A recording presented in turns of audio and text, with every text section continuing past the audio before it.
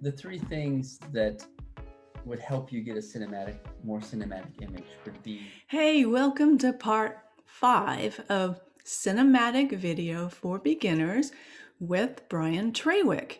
And in this video, we're going to give you the Cinematic 3, the top 3 things that if you do with your video, for your video to tell your story, it's going to come out amazing and cinematic.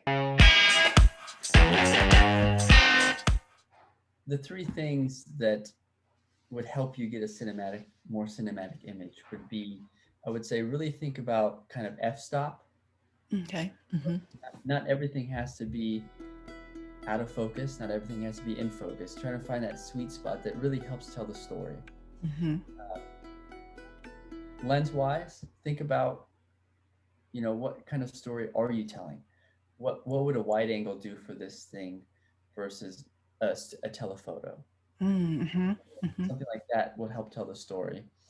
And then, hey, if you haven't watched parts 1 through 4 of this video series, make sure that you do check those out. In each video, Bryen gives some amazing information, amazing tips that will make sure that you level up your video and make it more cinematic. So click the link in the description below. And if you are getting some value of this video so far, go ahead and hit the like button. probably lighting too. Try to at least put, if you don't know anything about lighting or you're studying lighting now, try to put at least one light up. Okay.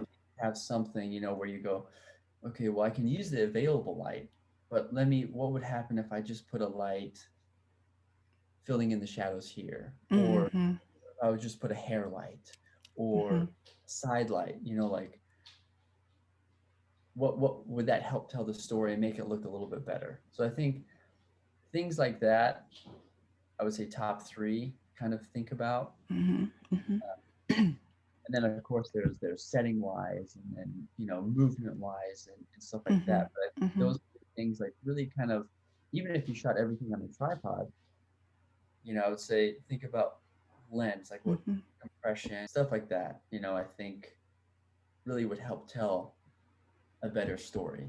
Okay, that makes sense. Instead of just like, well, I have a gimbal because they're cheap, and I have a lens that can go to a 1.8, so I'm going to shoot everything at really shallow depth of field, and that's cinematic.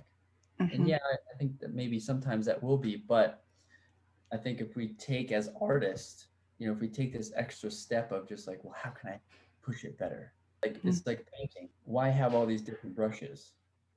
Right. True. Why not just have one, and then you can do the same? That makes it, once you get into that mindset, then it makes it so much funner.